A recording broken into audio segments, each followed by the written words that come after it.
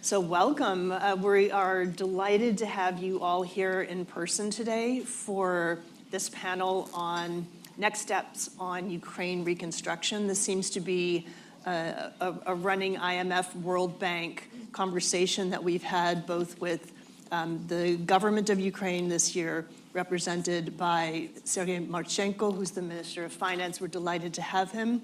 We have President of the European Investment Bank, Nadia Calvino, and Odile Renaud-Bousso, who is the EBRD President and someone who has a long-standing experience in Ukraine. My name is Heidi Kriba-Redeker, Council on Foreign Relations Senior Fellow, and this is an on-the-record conversation. And what we'll be doing is having a 30-minute conversation between myself and our guests today, and then followed by some questions from you. And so I would like to sort of prompt you now to think about what you want to ask when we get to that point in the conversation. So with that, this is part of a session that we are doing a special initiative at the Council calling Securing Ukraine's Future. And so we are delighted to have this. We just had another private session immediately prior to this on a specific topic related to Ukraine. And this is our public event, so we're delighted to have you here. I would like to start with the minister. This is obviously an important time in Ukraine's economic future. You're here meeting with the IMF and the World Bank. There are ongoing conversations about rising challenges in meeting your budget needs. And I think, we all are hoping that you are able to, in the absence of much greater U.S. funding that is now absent or quickly going away, that you are able to find the resources that you need and work with the IMF to be able to secure funding for 26 and 27. Can you tell us a little bit about the conversations you've had in Washington, and what do you expect those conversations to deliver? Thank you very much for inviting me to be here. It's a second time. Last time it was during spring meetings, and we have the same composition of my partners in crime, let me say, in a way how to deal with Ukrainian case. But situation is different, the completely different comparison with April. Now we try to secure the necessary funds for Ukraine's budget for 2026 and beyond. And now we are talking about a new program with IMF, because, well, let me tell you that current one is it's naturally expired because of assumptions that war will last until the end of this year. It's not so valued. Of course, some good things can happen every time. We expecting good negotiations, of course, and we welcome any support, specifically from the United States, to help us to reach lasting and fair peace for Ukraine. If you're talking about this week and discussions we have, predominantly we discuss a new program, conditions, revenue mobilization efforts of Ukraine. We also discussed probable launching of reparation loan from European Union, and we really welcome this incentive. It's very important because it's very, to be honest, it's a very strong signal for Russia that Europe is strong and ready to step up in support of Ukraine. And it's a really significant amount we can expect to come to Ukraine to cover our military and budget needs. And I think this is a key element of our current discussions with our partners and countries which help us to build these coalitions. Our messages for our G7 allies were let all of G7 countries to participate in the reparation facilities, the same as European colleagues are eager to provide. This is our key message because we think that it will be fair enough to use and utilize frozen Russian assets, which is different countries and different, which is frozen. It should be used to help Ukraine's current perspective and probably future. Because if you're talking about reconstruction of Ukraine, I would like some of these funds to be used to reconstruct Ukraine. Of course, after the peace in Ukraine. But if we only thinking about military, it's also not so fair. That's why we should think how to better and reasonably use these funds, which are rather limited, and we can't use this twice. There is only once we can use it. And we had ERA loans which originated in 2024 and help us to get everything well in this year and next, probably partly next year. But reparation loan is the only one loan which is not can be replicated.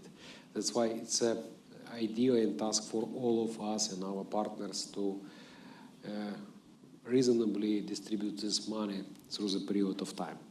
Of course, military situation definitely creates condition to think about further support of military, but I am talking about flexibility of usage, how we should use this fund. Let me pause here because I just describe you general atmosphere of our discussions, and of course, probably the point which I want you to know is gas, and we need additional gas procurement in Ukraine because Russia constantly launching attacks on our infrastructure, on our production of gas infrastructure, pumping of gas infrastructure. Just recently, through the night, they launched 80 drones and 20 missiles attack in our infrastructure. So it's like the dialogue we also have with our development banks, our partners. They helped already us to secure enough and sufficient fund to procure gas. But, well, war is not something we can predict. That's why we need to think boldly and proactively enough and to procure enough gas for next heating season. Let me pause here. Can I just, before we move on, you mentioned the negotiations on the reparations loan. This has been a topic, a very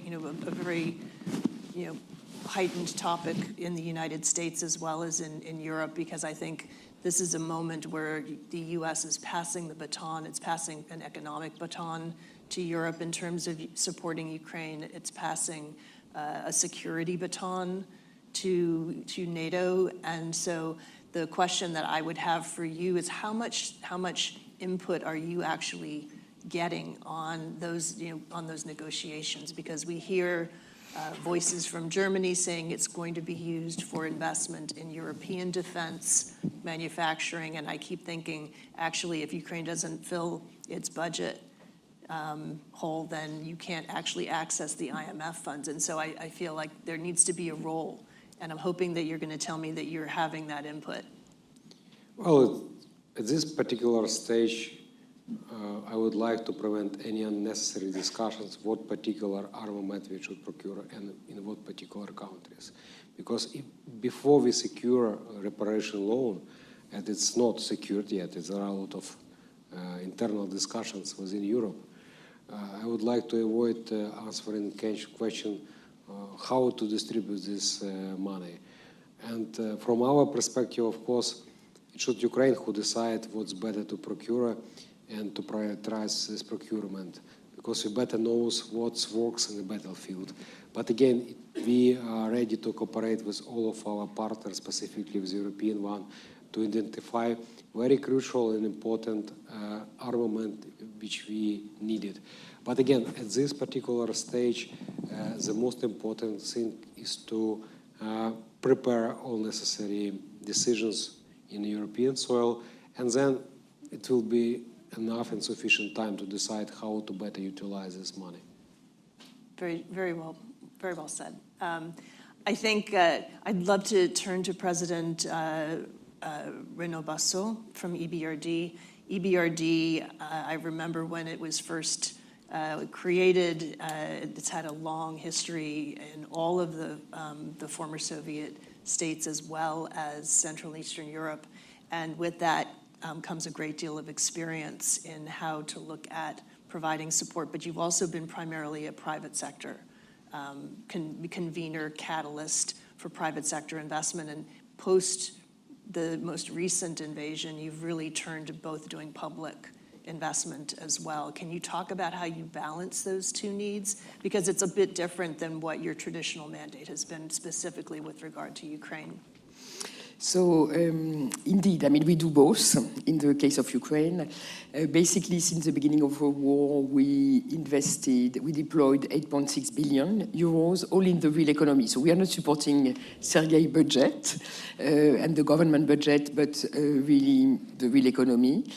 And when we look into the volume, so half of it in the public sector, infrastructure, financing, and half of it is in the private sector. But when we look at the number of projects, the bulk, I mean, 80% of the projects are in the private sector, but by definition, they are of smaller size and smaller, I mean, so they're by its effect. But I mean, the purpose of the public sector project we are doing is really to keep the economy running, you know, to keep energy flowing, to keep transport available, infrastructure functioning, repair roads when needed, and so forth. A lot of what we've been doing has been in the energy sector, and it remains in the energy sector because of the attacks of Russia on the energy sector. And we were, 1 month ago, I would have told you where we are quite confident about the winter, everything has been prepared, there are some gas storage and so forth. Unfortunately, what happened 10 days ago is a new big challenge in terms of energy security for the months to come. And so we are thinking about reallocating some project into to help buying gas and improving the storage capacity so as to keep the system functioning. But so a lot of our investment have been focused on the energy sector which required a lot of flexibility because you need to adjust to the circumstances. The attacks come, you know, the network system has been attacked several times at different points and so forth, and you need to find the way to help quickly to recover. And it's what I found absolutely amazing is the resilience of the companies, of the people working in these companies. When you go to see, you know, Ukrenergo, for example, with the network and how they manage the reparation, emergency reparation to keep the electricity flowing and so forth. This is absolutely amazing. So a lot of focus on repair and keep things going. Some support, however, including in the energy sector, on new projects, and that's also a good story, and that's a reality that you have new investors willing to, I mean, ready to invest in Ukraine now for the time, in the current juncture, with our support, with some political risk insurance to cover the risk of destruction by the war. But I think this is also a very strong signal that it's not like it's huge amount or huge, but there are some positive signal. On the private sector, what we've been doing is working with our clients and a lot to cover the needs, and there were of different nature. I mean, a lot of working capital to keep the business going, but also some investment for relocation, for reparation of buildings destroyed, for new investment, and in all sectors. It may be, I mean, manufacturing, steel sector, agribusiness, and we work a lot because SMEs, we cannot touch them down. I mean, we cannot, it's too complex for us to deal directly with SMEs. So we put in place a portfolio risk sharing framework with the banks, which help the banks because the banks they have a lot of deposits, they're very liquid, but their capacity to take risk and to lend to SMEs was very limited. So there are government program, but we have also put in place some portfolio risk sharing where we cover 50% of the risk of the banks when they lend to SMEs. And that has allowed us to deploy something like 3.6 billion euros, which represent a very large chunk of the credit flows to private sector SMEs without, I mean, outside of the government program.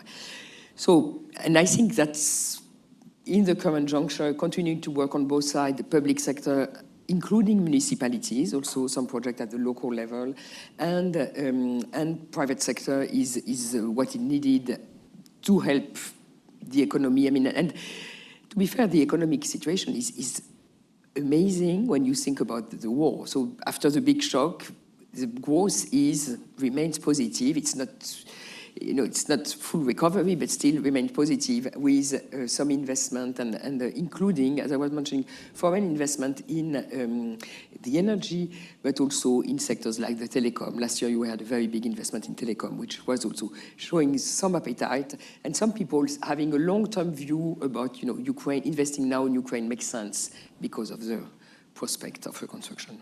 Thank you so much. There are a couple of threads I want to pull on what you were talking about, and basically how you're balancing the different needs, and particularly in infrastructure. And EIB has to balance another challenge, which is you have the immediate financing needs for the stabilization and the ongoing reconstruction in infrastructure, but also in looking to support Ukraine in its EU accession process. You have to look at the transportation networks, at the energy systems, and try and make them EU compatible moving forward. Big challenge. How do you actually balance the immediate needs and how you're playing a role there with the longer term needs of actually in the middle of a brutal war, trying to bring Ukraine into the European Union eventually? I will come to this in a moment, but before I do, I really want to, because Serhii, the minister, he's very modest. And I would like to share with you actually my experience in the last 2 weeks when we had the ECOFIN, that's the Council of Ministers meeting of finance ministers of the 27 member states. And this week when we had the roundtable of financial support to Ukraine, because I was very impressed by a couple of things. First, by the unanimity. So there is unanimity of the 27 member states to support Ukraine. And there is unanimity of the 18 countries plus the multilateral institutions that met this week to support Ukraine. And after 3 years of war, this unanimity is impressive. And the second thing that I found impressive is that everybody admires and recognizes the resilience of the Ukrainian people and the ability of the government to, as Odile just said, to keep the economy going as normal as possible in a context of war, and to do a management of the budget that is also as correct and responsible as possible, knowing that, of course, you have abnormal expenditure needs due to the war. And I want to pay tribute to Serhii in particular, because he has been there and he has what everybody will agree is the worst job for a finance minister in the world, to be dealing with the war. And he is respected and admired by everybody around the table. And I think this is really, I want to pay tribute to this. And this is the mood. So you asked, what is the mood? The mood is this one. There is determination to support Ukraine. There is a determination to continue to do it and to find different options to support them. So there is the reparation fund, there are different budgetary instruments, and the 27 member states are united in this. I want to send this very strong message. Then secondly, what we are doing together with the Ukrainian government, because we have said very useful tools to prioritize projects and to make sure that the different financial institutions are complementary. So we are not competing with each other. We have a quite coherent approach whereby we rely on each other and we support each other in this process. And I think that that is allowing us to deal with the immediate needs without losing sight of the long-term strategy. So just to give you an example, we have already agreed a 300 million loan to ensure the replenishment of the gas storage. Of course, this was before the attacks. So now we're exploring how to top it up, how to increase it, how to also channel grants to Ukraine. And so dealing with the immediate needs, and it may also mean that we are dealing with municipalities, services, water, provision, hospitals, schools, kindergartens, protection of infrastructures, but we are also recovering and repairing the infrastructures in a manner that already facilitates the accession. So I think 4 weeks ago, we inaugurated the train connections with the caliber and the standards of European requirements already. So we are not losing sight of the long-term objective, not long-term, but the mid-term objective of facilitating the accession of the country and also supporting the green strategy and the sustainability strategy of the country.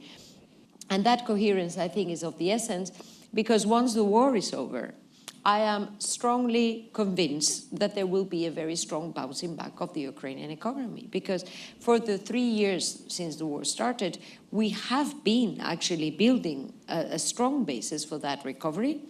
And because we have seen how the Ukrainian people are resisting, resilient, and how determined they are to actually have a very strong recovery. And I hope, that the whole international community will come together and support them in this endeavor. So I absolutely, first of all, I should have started with applause for not only Minister Marchenko, but for all of the work that your country has done under extraordinary circumstances. But I am going to push you a tiny bit more.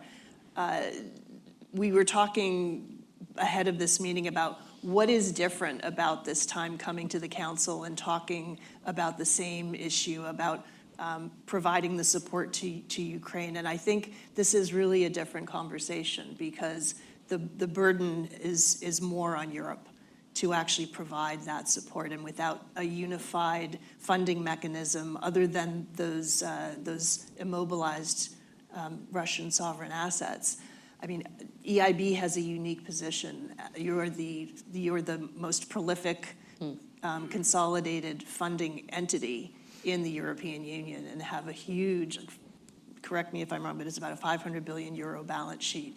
Do you have additional capacity to actually step in and support Ukraine? Because with all of the goodwill and the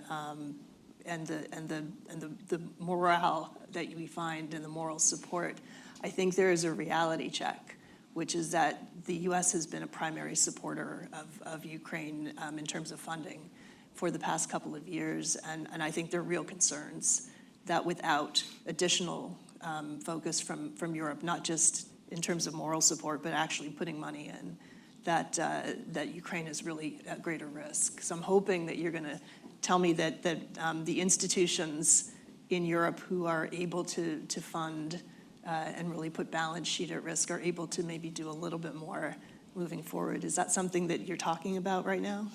Well, I am very grateful for your question, because that allows me to clarify that actually Europe has been the main supporter of Ukraine, and the numbers are quite similar when we are comparing what the US and the EU have been doing. If I don't have, I'm sure Serhii has much more of a detailed numbers. But most importantly, this kind of conversation I heard, 6 months, 1 year ago. Now we are in a different reality. There have been major breakthroughs regarding the leaders in Europe in terms of the frozen assets, mobilizing those frozen assets, actually. There is a unanimous determination. The European Commission has put on the table a number of proposals so that there can be a provision of grants, and so financial support which is non-reimbursable, repayable, which is obviously a totally different ballgame, to what the European Investment Bank can do, which is Ukraine is our top priority, and we will do whatever it takes, on the basis also of the European guarantees. That's the way we have been working so far. And I do see, let's say, there's no hesitation around us at this point in time. And I think that's what you feel, Serhii, every time there is a conversation with European finance ministers and, of course, with leaders. So I'm going to hand it to you and ask, what is it that you would like to see that you think is within the realm of possibility from not only Europe, but from the G7 and other like-minded countries to provide additional support moving forward? Because you have a huge, an audience both in the room, but also online here, and this will be posted on our website. they want to see you succeed. But we also are we're realistic about what the U.S. is not putting forward right now. And so what can you do with other partners to make sure that you are your economy is in a good enough stead to survive the next however long it takes to get to a place where you're, whether it's a ceasefire or frozen conflict, whatever you need to actually succeed moving forward, or to win, whatever that means. I think we want to make sure that you can get there. What do you need? How do you think we can all help you?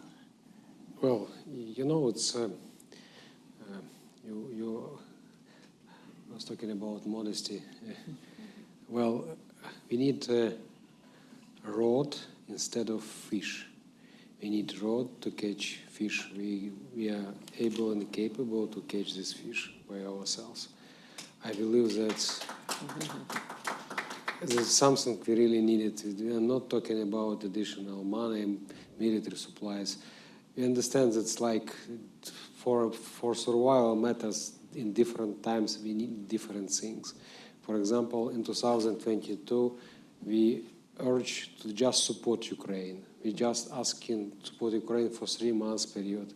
We asking this bridge because we don't understand even how come we can continue this war.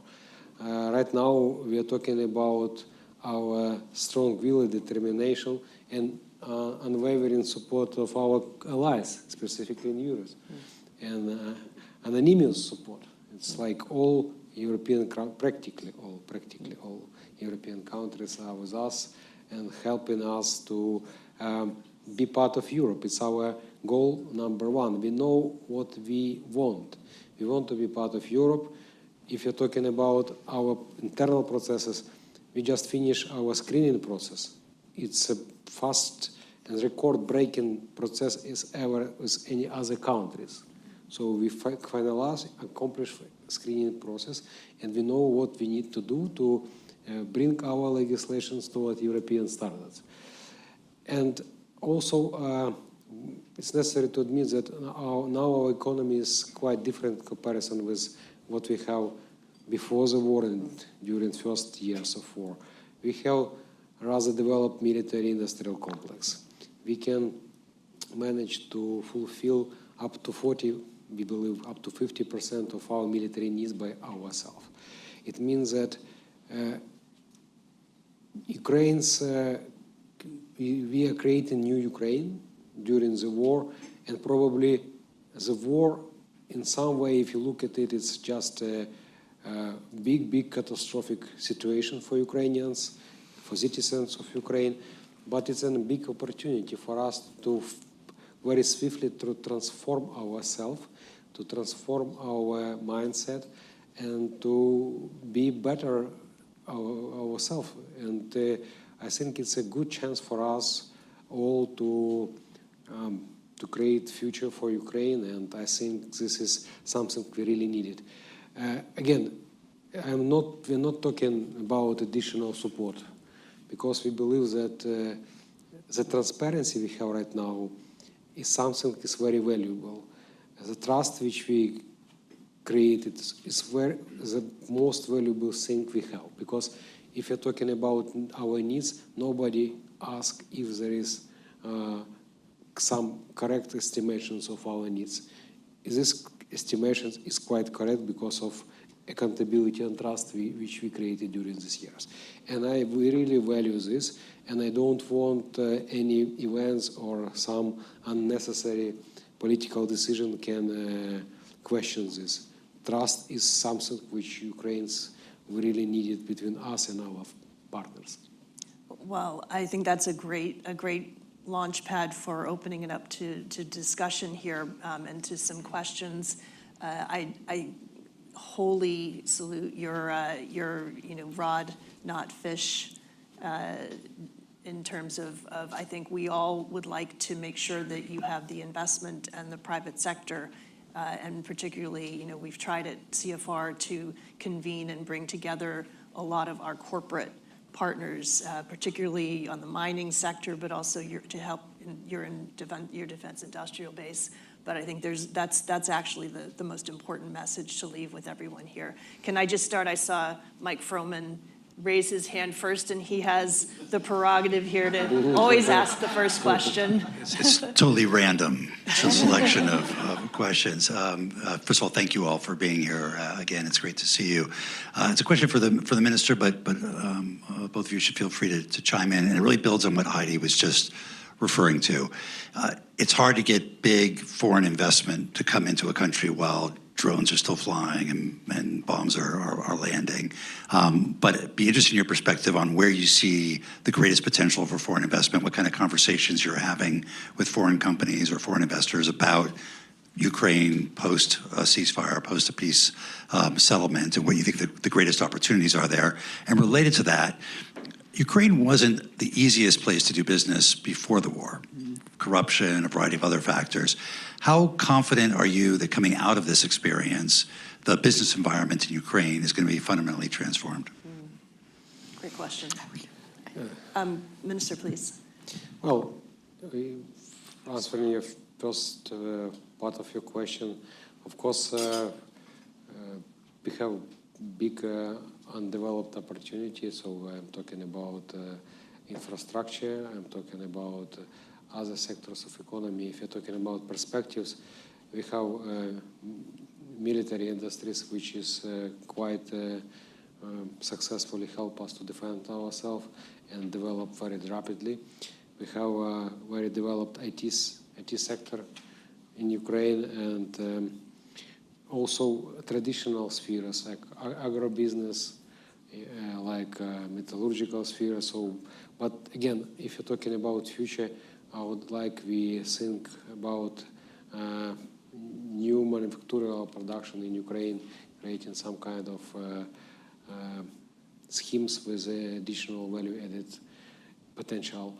But again, it's not we are like a list of paper. What you want to have, you just write down what you want and you can achieve it. It's nothing can prevent you for dreaming about this. And also you ask about obstacles which were in Ukraine before the war. Of course, same obstacles still happened in Ukraine during the war, which prevent business to look at perspective to invest Ukraine. But if you know, the scale of investment can create conditions for all businesses to forget about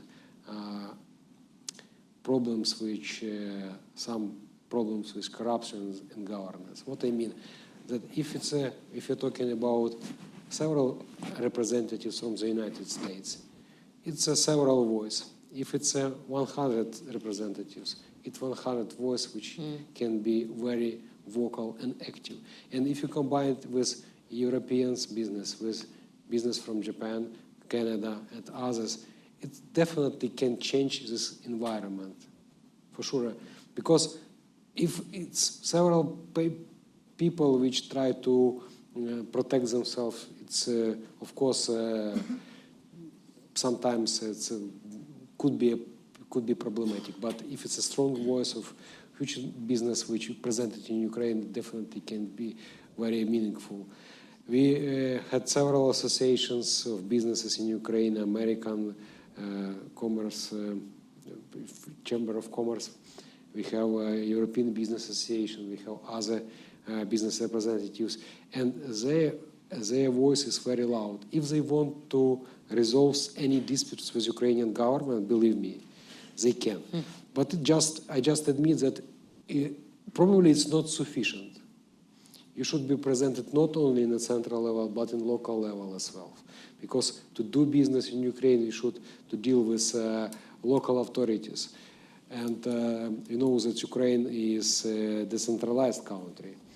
And not all decision-making process in the central level.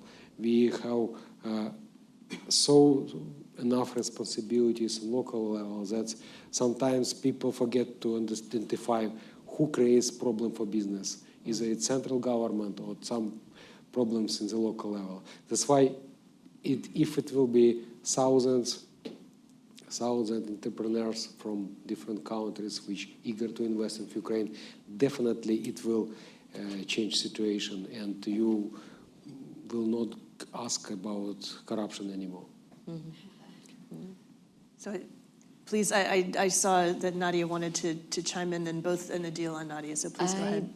I just wanted to say a couple of things, that when we're talking about preserving a strong basis for the reconstruction, I mentioned the public sector infrastructures at central level, at local level.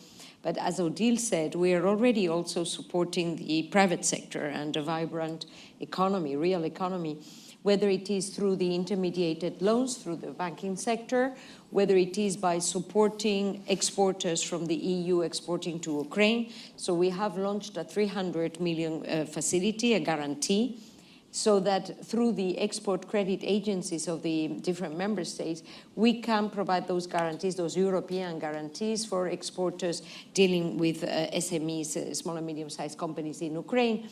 We have already signed deals with 10 export credit agencies, and that is really showing the interest of European companies in already building those trade relationships. And then thirdly, and this is new actually, we have just signed a capital investment, 25 million euros in one of them and 15 in another, private investment funds. Horizon is the name of one of them, and Phoenix is the name of the other. So private investment funds that are already investing into startups and companies in Ukraine, so that we can start building that ecosystem that will serve as a basis for this new economic model once the war, the inglorious war, those are the words of President Trump this afternoon, very, very appropriately, I think, is over. So just a quick follow-up on that, because I know that you are able to invest in dual use in one of the greatest startup communities in the whole of the European Union right now is actually in Ukraine. Whenever I have conversations with Europeans about not having innovation there, when I look at Ukraine, that's where you have your innovation. It's in the startups, it's in the technology, it's in the defense tech. Are you able to support those startups as well? We are actually very active in the area of security and defense within the European Union. And we are supporting companies, drone manufacturing companies, for example, that are active in Ukraine. And there is an increasing interrelation between Ukraine and a number of member states that are actually currently doing that production. Let me just tell you, since we last spoke here, we have gone beyond dual use. We are financing pure military facilities, military mobility, military infrastructures, except for weapons and ammunition. But all the rest of pure military facilities, infrastructures, research, drone manufacturing, etc., we are already financing inside the European Union. We're going to be tripling our financing this year, and I think we will continue on that trend. Adil, please. Now, to come back to the question on the private sector, I wanted just to take an example, which is we've been working with IFC on a public-private partnership for a port in Chomosov, which is a quite strategic port with a position, and you have a lot, so we put it for open tender, and there is quite a lot of interest for international investors to invest in this port right now. So it shows that it's not, black and white, and there are areas where already you have interest from foreign investors to start investing in Ukraine, to put their money there in order to be ready to support the country. I think part of it is also but also to be ready when reconstruction and benefit from the reconstruction. And in terms of sectors, the defense industry will certainly be, when you see the increase of expenditure in European countries with the objective of the NATO 5% target, the need in Ukraine defense industry will certainly benefit from a lot of interest and create a lot of potential, which is not already fully used to build the military, to develop military capacities. Agribusiness is, of course, a traditional, very important sector but energy will be, because the energy sector is so much affected by the war, that there will be a lot of needs for energy investment in the country on I mean, focusing, for example, in renewable, as we already see, but also, I mean, more broadly in the grid system and so forth. So there are a lot of sectors that will benefit from opportunities of investment and will be attractive for the. Another example is, for example, the banking sector. After the war, I think there will be, and there are already work and reflection about privatization of banks. That will be an area for investment, for creating opportunities for investment. On the business environment, I think one of the, of course, there were challenges before the crisis, before the war. Challenges remain. It's not, but the two elements I think are important to note. The first one is the drive towards EU accession and transformation of all the regulatory, legal environment towards EU accession, which I think is a very important drive for reform in Ukraine. And the second one is the role of civil society. And I think that it was very striking to see what happened in July, you know, the verse on law of on anti-corruption bodies, and the change of the law after a very strong reaction from partners, but also from the civil society. I think this is a very strong signal of internal dynamics in the country that will contribute to transformation. So just because mining didn't come up, and we just hosted the minister from Ukraine who's responsible for critical minerals and mining downstairs with a whole number of mining companies, mining tech companies, all of these that are very interested from the United States in actually investing alongside the to be launched, but soon to be launched U.S.-Ukraine Reconstruction Investment Fund. So I think that is actually one of the big areas of interest where we already know, just from our conversations an hour before, that there's tremendous interest there as well. I saw Toby's hand up first. Introduce yourself, please. Toby Gotti. I served in the Clinton White House on Russia policy and then in the State Department. It's a flip side to the question that Mike Froman and others have asked. I really applaud your efforts to do what you're doing in a very difficult situation, but it's much easier to destroy than to build, and the Russians are great at destroying. Are you coordinating at all with the military or with NATO to ensure that some of the destruction stops? I mean, I hear you saying you're building, and then your next sentence is you're rebuilding.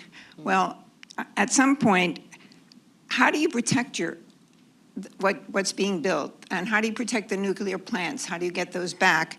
How do you guard foreign investments? Heidi just talked about critical minerals. How do you prevent them from becoming a Berlin surrounded by Russian forces in some cases, or able to be attacked? So what are you telling the military that you need for them to build so the economy that you are financing will last?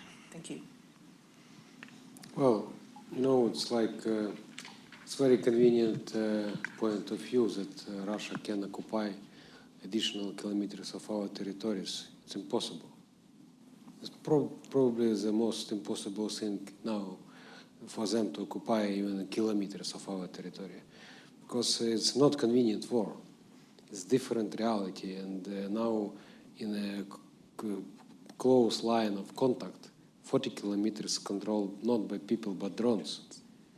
It means that if even Russia launch another offensive and try to occupy some territories, it will cause them tremendous losses of people's life, and they really understand this, and they don't bear enough to do this, and brave enough to do this, and that's why it's not a risk anymore. Probably the biggest risk is, and you're right, and it's a drones attacks and missiles attacks and developments we have during last year.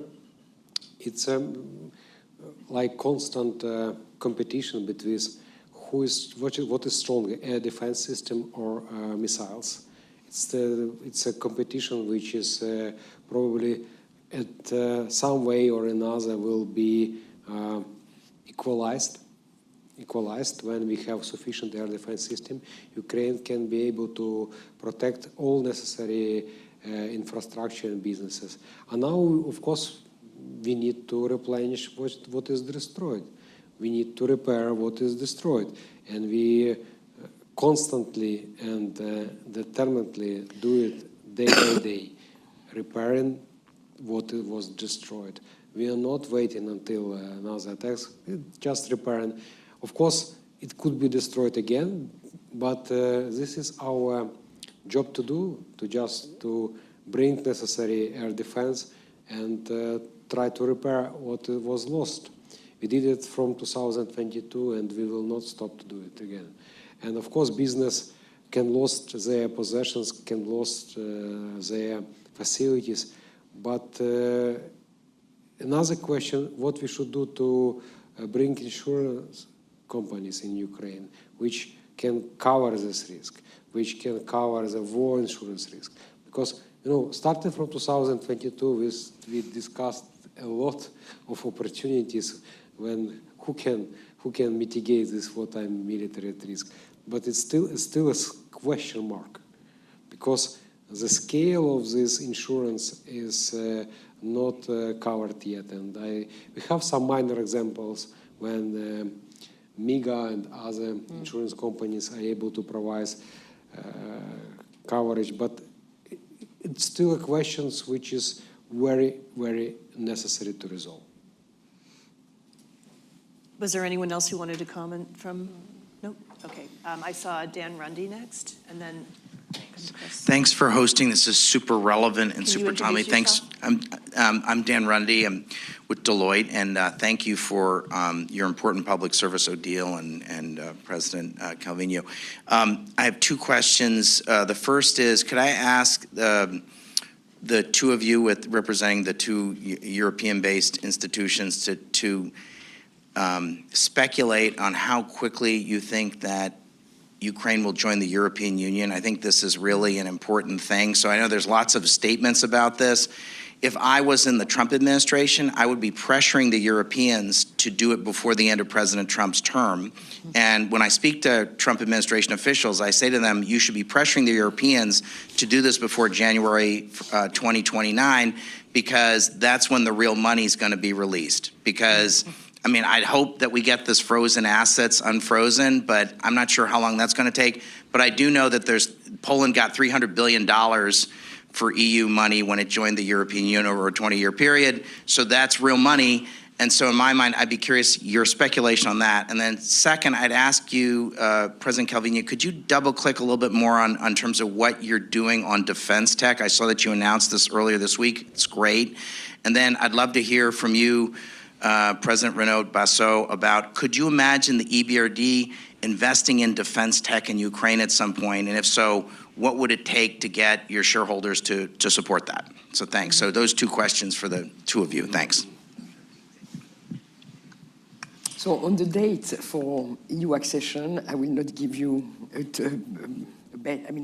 I think the process has not formally even started. So, there is some, there is some challenge, I think, to start, but I think there also a solution will be found to make progress in the negotiation. Whether, I think, I agree with you that the sooner the better, but it's a two-way track. It's a huge effort on the country to take all the acquis and so forth. So I think there will be steps, there will be there may be some intermediate step participation to some policies, already the Ukrainian joining the European network for electricity, all this. But what is the target date?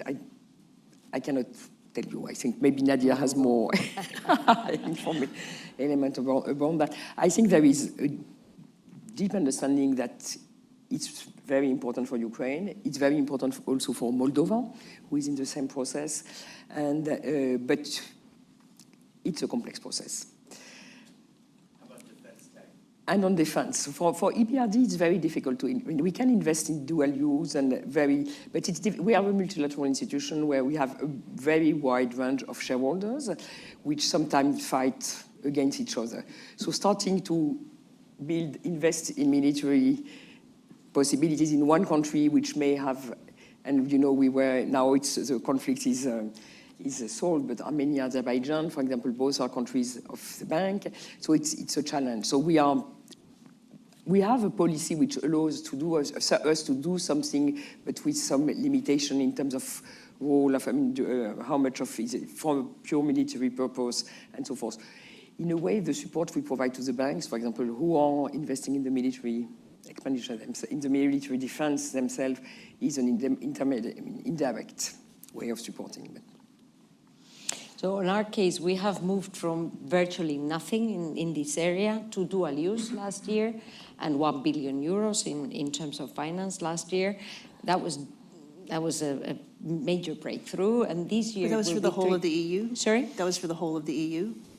Yes. Okay. No, but sorry. And this year it's 3.5 billion euros that we will be financing, and that covers, for example, and that's a very important infrastructure, a military campus in Lithuania, very close to the Belarusian border, that's going to host a NATO Bundeswehr brigade, so a German brigade. That's the beginning of a European defense, and it's a very important facility. We are very much awaiting the discussions next week of the European Council, so those are the leaders of the 27 member states, in terms of identifying top priorities and ways forward, maybe coalitions of countries that, and we are awaiting that European Council to identify priority projects, for example, having to do with military mobility corridors on the eastern border, having to do with defense systems against enemy drones.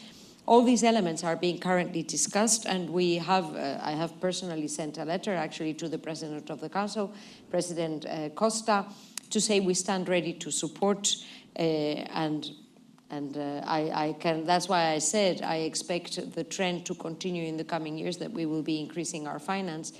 But there are many institutions, not many, but there are different institutions, and each one is playing their role. I see a breakthrough in terms of defense ministers in Europe meeting, and meeting, I mean, with the concrete deliveries in terms of a European capacity. I see the European Defence Agency also being called to play a more important role. And the European Investment Bank is playing its role as the investment in large infrastructures and also innovative research centers, research projects. I mentioned a couple of examples. And facilitating finance for the ecosystem of small and medium-sized companies in Europe, which have a very important role to play in supporting the whole value chain of the security and defense industry in the European Union. I see that things have moved enormously, obviously, in the everything is relative, but the movement is really impressive when one compares to the situation we had 2 years ago, unfortunately, because of the reality, you know, on the other side of the border. So I saw, And then on the accession, I will not speculate.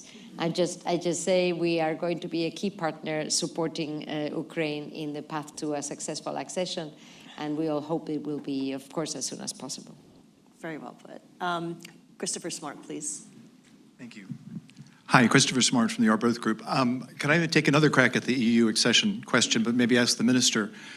Arguably, clearly today, your biggest concern is the security issue and coming to a ceasefire terms with Russia, but arguably the day after that, it will be the negotiations with the European Union. What do you expect will be the hardest things and the most difficult things? Europe is very supportive of Ukraine right now, but when the peace comes, there are going to be a lot of difficult conversations around agriculture, perhaps, or industrial subsidies, or the corruption and transparency issue. Well, you know, our bordering countries, let me say, are not waiting until we will have peace in Ukraine, trying to show us how strong Ukraine should be in Europe to compete with our neighbors. And it's not something unusual, but again, we are ready for discussions on the way how to get access to the European market. We want to be compatible enough, and we want to apply all necessary rules and standards which now applies in Europe. But probably not all European countries are ready for us to apply the standards so quickly. Not all. And that's why it's not a question you should address to us what we are ready to do to convince them to accept our accessions. but what they should do to think proactively in a way how to bring Ukraine towards European future.